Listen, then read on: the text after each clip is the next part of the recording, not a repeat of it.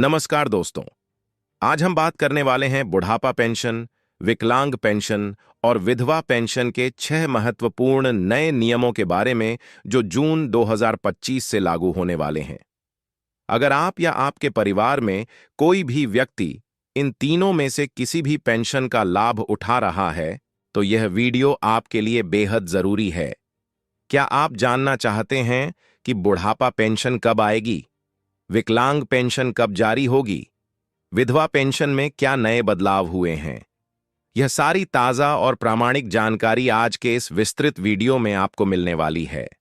पूरे देश के सभी बुजुर्ग नागरिक, विधवा महिलाएं और विकलांग भाई बहनों को हमारा सादर नमस्कार। आज की यह जानकारी आपके लिए एक बड़ी खुशखबरी लेकर आई है। मुख्य अपडेट की जानकारी दोस्तों, सभी पेंशनधारियों के लिए एक बहुत बड़ी और खुशी की खबर है। दरअसल जून 2025 से पेंशन व्यवस्था में 6 नए और महत्वपूर्ण नियम लागू होने जा रहे हैं। मई महीने से ही इन बदलावों की शुरुआत देखने को मिल रही है और जून से यह पूरी तरह से प्रभावी हो जाएगा।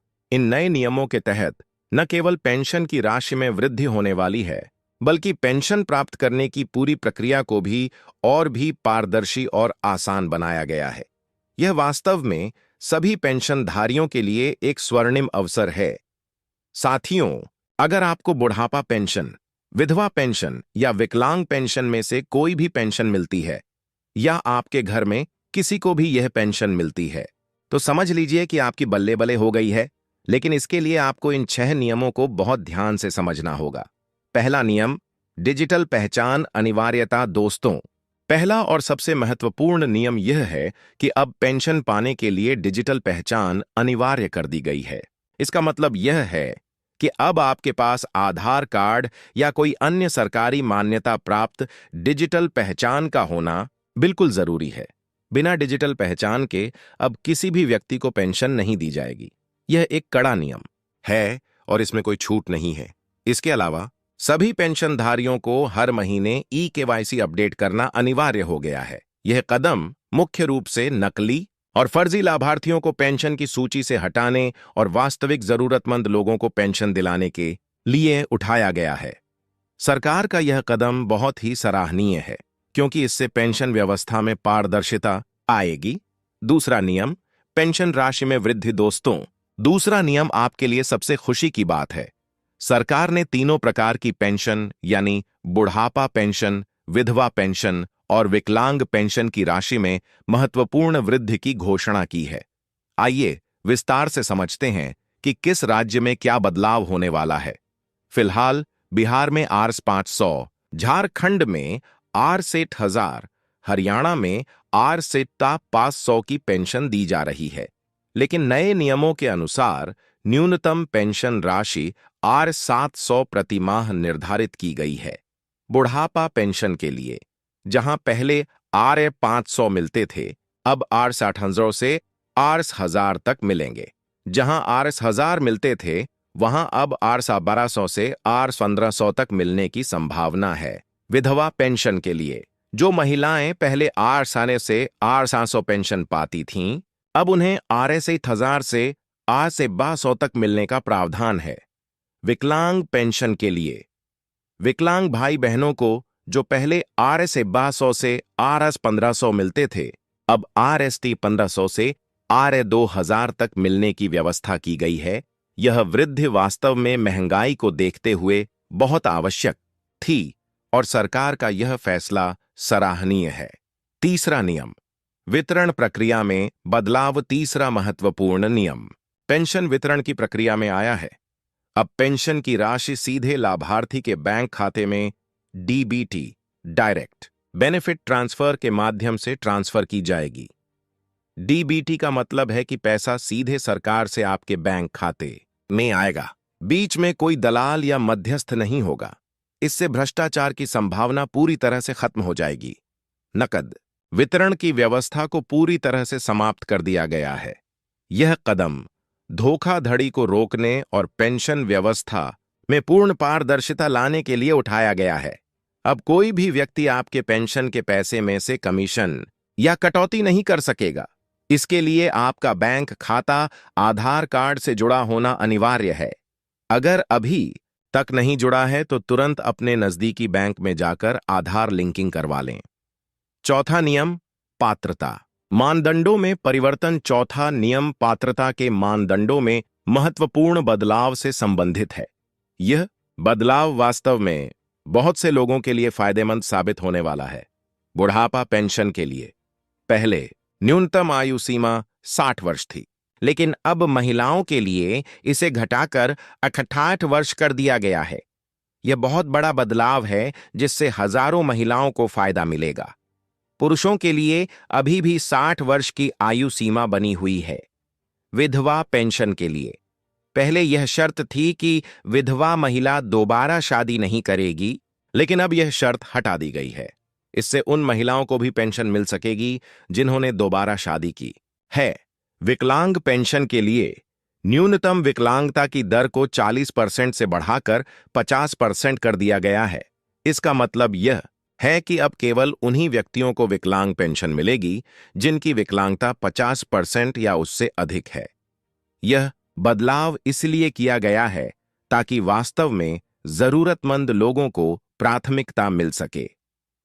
पांचवा नियम, वार्षिक सत्यापन प्रक्रिया। पांचवा नियम वार्षिक सत्यापन प्रक्रिया के बारे में है, जो अब अनिवार्य कर दी गई है।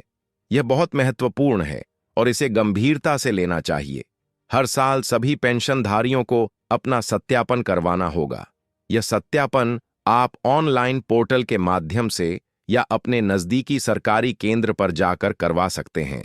अगर आप समय पर अपना वार्षिक सत्यापन नहीं करवाते हैं तो आपकी पेंशन की राशि तुरंत रोक दी जाएगी। यह कोई मजाक नहीं है, यह एक कड़ा नियम है। एक बार पेंशन रुक जाने के बाद अगर आप इसे दोबारा शुरू करवाना चाहते हैं तो आपको एक लंबी और जटिल प्रक्रिया से गुजरना पड़ेगा। इसमें कई महीने लग सकते हैं। इसलिए मेरी सलाह है कि आप अपना वार्षिक सत्यापन समय पर जरूर करवा लें।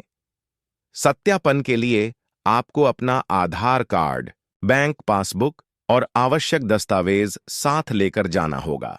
छठा नियम, सहायता केंद्रों की स्थापना। छठा और अंतिम नियम पेंशन सहायता केंद्रों की स्थापना के बारे में है।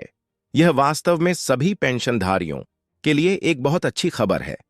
सरकार ने देश भर के सभी जिलों में विशेष पेंशन सहायता केंद्र खोलने का फैसला लिया है। इन केंद्रों में एक समर्पित हेल्पलाइन भी होगी जहां आप अपनी समस्याओं का समाधान पा सकेंगे। इन सहायता केंद्रों के माध्यम से पेंशन से जुड़ी किसी भी प्रकार की समस्या का तुरंत समाधान किया जाएगा, चाहे वह पेंशन में देरी हो, राशि की कमी हो या कोई अन्य तकनीकी समस्या हो। पेंशन के लिए आवेदन करने की प्रक्रिया को भी बहुत सरल और तेज बना दिया गया है। अब आपको कई बार दफ्तर के चक्कर नहीं लगाने पड़ेंगे, एक ही बार में आपका काम हो जाएगा। इन केंद्रों में विशेष रूप से प्रशिक्षित कर्मचारी होंगे जो आपकी हर समस्या को समझकर उसका उचित समाधान प्रदान करेंगे। नियमों का प्रभाव और लाभ। आइए समझते हैं कि इन 6 नए नियमों का क्या प्रभाव होने वाला है। बुढ़ापा पेंशनर्स पर प्रभाव। पेंशन राशि की वृद्धि से सभी वरिष्ठ नागरिकों की आर्थिक स्थिति में सुधार होगा। महिलाओं के लिए आयु सीमा घटने से हजारों महिलाओं को पहले से ही पेंशन का लाभ मिल सकेगा। विकलांग पेंशनर्स पर प्रभाव। विकलांगता के प्रतिशत में वृद्धि से वास्तव में जरूरतमंद लोगों को प्राथमिकता मिलेगी। पेंशन राशि बढ़ने से उनके जीवन स्तर में महत्वपूर्ण सुधार होगा। विधवा पेंशनर्स पर प्रभाव। दोबारा शादी की शर्त हटने से अधिक विधवा महिलाएं इस योजना का लाभ उठा सकेंगी। पारदर्शी वितरण से उन्हें समय पर सहायता मिलेगी। सामान्य प्रभाव। डिजिटल पहचान और डीबीटी से भ्रष्टाचार पूरी तरह खत्म होगा। वार्षिक सत्यापन से फर्जी लाभार्थी हट जाएंगे। समसामयिक अपडेट और निष्कर्ष। दोस्तों, बहुत से लोग कमेंट कर रहे थे कि मई 2025 की पेंशन कब आएगी। इसके बारे में मैं आपको बता दूं कि मई महीने का बिल अभी तैयार हो रहा है और जल्द ही सभी को पेंशन मिल जाएगी। जून 2025 से यह सभी नए नियम पूरी तरह से लागू हो जाएंगे। इसलिए आप सभी से अनुरोध है कि इन नियमों को ध्यान से समझें और सभी आवश्यक तैयारियां कर लें। यह जानकारी कितनी महत्वपूर्ण थी, यह आप समझ गए होंगे। अगर आपको ये वीडियो उपयोगी लगा है तो इसे लाइक करना न भूलें। चैनल को सब्सक्राइब करें और बेल आइकन दबाकर ऑल पर क्लिक करें ताकि आपको हर नई अपडेट मिलती रहे। कमेंट में बताएं कि आपको पेंशन से जुड़ी कोई समस्या है या कोई सवाल है। हम अगले वीडियो में उन सभी सवालों के जवाब देंगे। आपका सहयोग हमारे लिए बहुत महत्वपूर्ण है। धन्यवाद।